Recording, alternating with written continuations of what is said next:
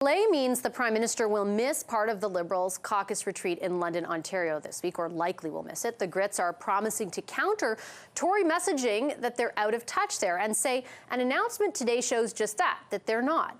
Industry Minister François-Philippe Champagne is forcing telecom providers to supply cell service for everyone riding Toronto's subway, regardless of their carrier, by October 3rd. Last month, Rogers rolled out high-speed 5G service to its own customers on the subway. Bell, which is the parent company of this network, and TELUS accused Rogers of blocking access for them, and Rogers in turn accused Bell and TELUS of dragging their heels during negotiations. I spoke to Minister Champagne about the announcement earlier. Have a listen. Hi, Minister. Thanks so much for making the time. Your decision here, the government's decision to intervene, is it about forcing Rogers in particular to provide access to other carriers? Was that what you had to force?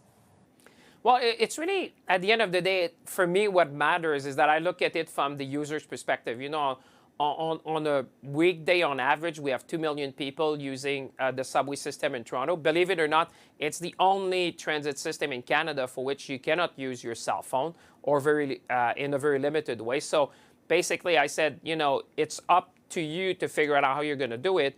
But by October 3rd, we need to make sure that regardless of the carrier you're choosing, that you have basic access in the Toronto subway system. But in addition, Vassy, which is quite unprecedented in Canada's history, I think I'm the first minister to ever do that, is to impose condition on expanding. So 100% of the stations within 6 months, 80% of all the tunnels within 2 years, 100% of the tunnels within 3 years, and any new tunnels or stations that will be open, any new lines basically in the subway system, will have to have full mobile services in terms of data, voice, and text messages. So basically, it's coming back to the 21st century with 2023, and I think it's going to provide a renewed sense of safety for the users, but also connectivity. Think about, you know, being able to text your kids, your loved ones, your family. You know, safer communities is people have been wanting, and I think having mobile services within the transit system in Toronto is just real common sense, and that's why I took decisive action.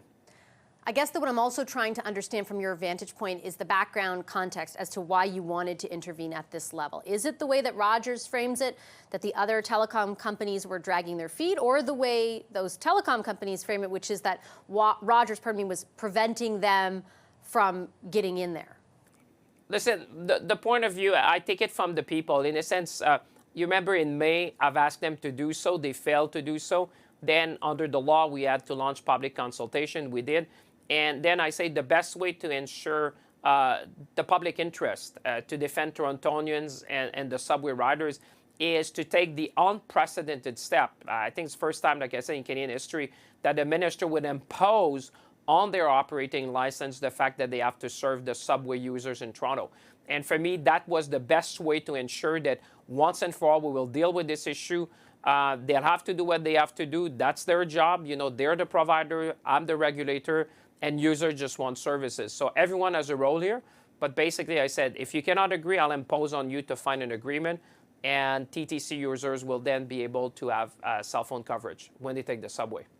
Minister, there are a lot of people watching this program tonight outside of Toronto. You oversee an economic portfolio. I wanted to ask you about an accusation as you head into caucus that the Conservatives, and in particular their leader, leveled at your government over the weekend. Basically, he told Canadians at the Tory convention and watching it on TV that life has become worse and less affordable under your government. Polls show right now that many Canadians believe him. What do you take from that heading into caucus in London this week? Well, I'd say I have no time for these guys. You know, what I focus on, Vassy, is what matters to Canadians. We spend the summer listening to folks. There's three things top of mind to Canadians. The first one is affordability and the price of grocery. The second one is around housing. And the third one, I would say, is to continue the green industrial transformation.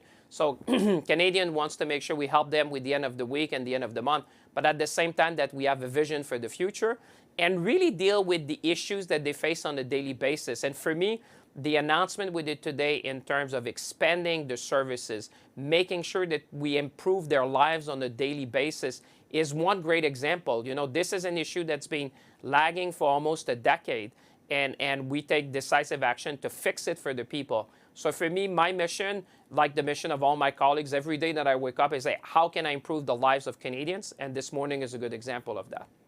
But with all due respect, Minister, the polls make it evident that many Canadians don't feel that you've improved their lives, particularly in that first vein you mentioned around affordability. I think of when we were in Atlantic Canada and PEI a few weeks ago, and the number of people there who spoke with me just on the street about the degree to which they believe the carbon tax, for example, is impacting their life. Is your government, is your caucus this week prepared to make some decisions when it comes to things you have in place, like the carbon tax, about alleviating the extra expense that many Canadians feel you have imposed on them? Vassy, we're listening to folks, and we understand. You know, we understand how difficult it is for people right now. Inflation, the interest rate. I mean, this is affecting people in their weekly budget, in their monthly budget. So I understand that really. So that's why we've been talking at Cabinet. We've been talking at Caucus. We're going to have our caucus in London. And certainly the whole focus is how can we help further. We took a number of measures before, for example, on the grocery rebate. But clearly the message from Canadians is how can you help us even more? And I know one thing that Canadians know, Vassy, is that when things are tough, they know who to turn to help them. They've seen that to the pandemic. We've been there, whether you're a small business, whether you were self-employed. We've been there to support people. We've supported people throughout the pandemic, which was probably the most challenging period that we have had to face in our lifetime. And so they know who they can trust to help them.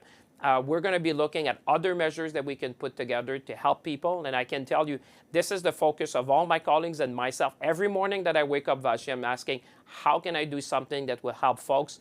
We know it's difficult.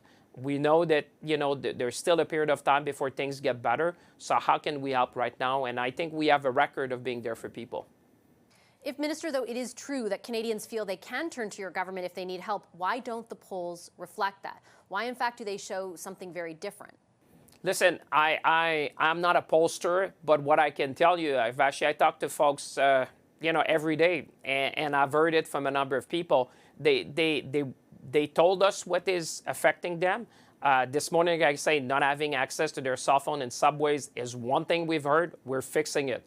The cost of living is far more complex, but we want to be there to help people and find solution. Housing is another issue where I think we have a role, the provinces have a role, municipalities. We're going to work together. And my view, and you know me, Vassy, by now, is really tackling these issues. Every time we had an issue, we tackle it and we try to make lives better for Canadians. They know they can trust us because we've gone to the most difficult period of time with the pandemic. This was an economic crisis as well as a health crisis. And we came out together. We hold together. We were there for people. And I think they know they can count on us. What the polls reflect, I can tell you really because I focus on what I hear on the street. But what I hear on the street is, how can you help me? And that's exactly what we're doing. And again, this morning is a good example of that. Should we expect those new measures to be announced during caucus this week? Can Canadians expect that?